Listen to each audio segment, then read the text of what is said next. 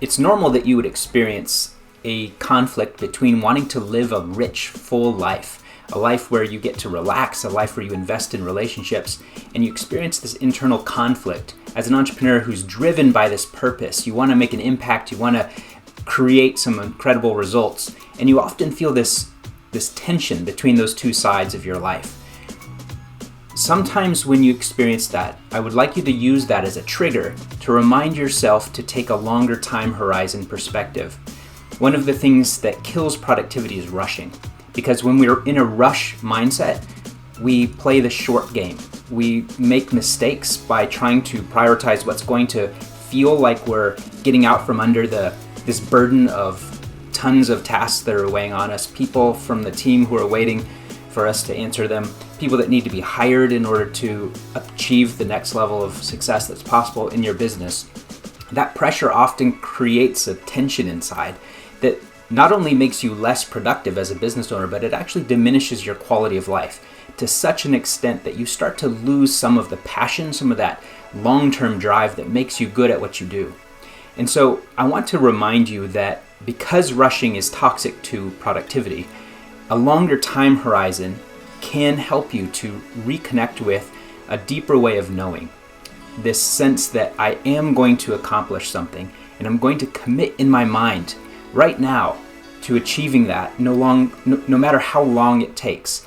And what this does is it shifts us away from a linear perspective where we think everything has to go exactly as I planned in order on the time scale that I hoped in order for me to achieve my goals.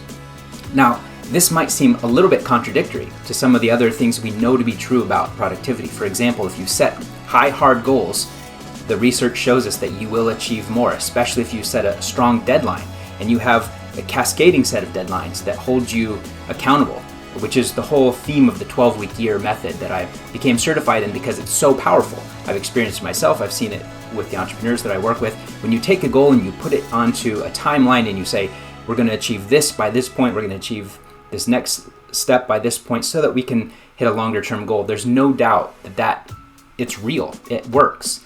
But there's a difference between that, which is creating a plan and committing to it, versus holding this tension anytime that you start feeling like you're getting behind a little bit. An internal tension is not necessary.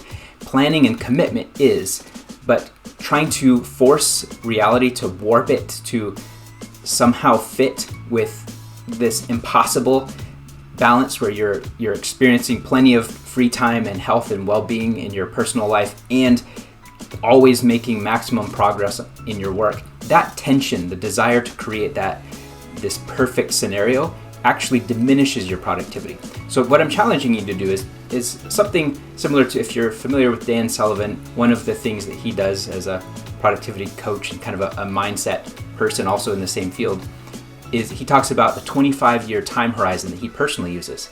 Now, he's over 70 years old. So when you think, okay, I don't have enough time, I want to accomplish my goal quickly, just keep that in perspective, that a guy who's 70 years old is using a 25-year time horizon because it removes the stress and it allows him to actually accomplish more. And one of the reasons I believe that is true is because it allows us to tap into a deeper way of knowing. There's this innate sense of, I will eventually accomplish certain goals that I feel almost like I have a purpose to accomplish. There's something in me that wants to allow that to come forth. And it doesn't require that I hurt myself or take shortcuts that cut out the wonder and beauty and goodness of life in the process of achieving it. If you learn to trust that part, you become a little bit less linear in your thinking about how you're going to accomplish your biggest, most grand goals and purpose. And you relax into the process of letting life flow through you, recognizing there's going to be asynchronicities. There's going to be emerging opportunities that you may not have even predicted, so long as you have, and this is the key, this is a formula for success when it comes to productivity, using this strategy I'm talking with you about right now. And that is high intention, but low attachment. So this is a concept where you say, I have a high intention. I am going to accomplish, fill in the blank with X big goal. But I have low attachment to any one piece of that process playing out exactly as I hoped it would. That difference is tremendous. Internally, you will experience a relief the sense of release of pressure off of you, if you can adapt that, oh no, I really am going to accomplish this. It doesn't matter how many things go wrong in the process. It doesn't matter how many times I fail, how many people I hire that end up not working out, how many different things we test that don't work. It doesn't matter, because we are going to accomplish it, because I've decided I'm going to, and we have a long time horizon. However, I'm releasing an attachment for this particular employee to work out, this particular split test to yield the results we are hoping for. It takes the pressure off, and it allows you to tap into that deeper wisdom that allows you to be more productive with a longer time horizon in how you approach your work. So my challenge to you this week, your productivity challenge this week, is to tap into that deeper way of knowing, to trust in that linear process, and to practice this mindset of high intention but low attachment to any one specific outcome.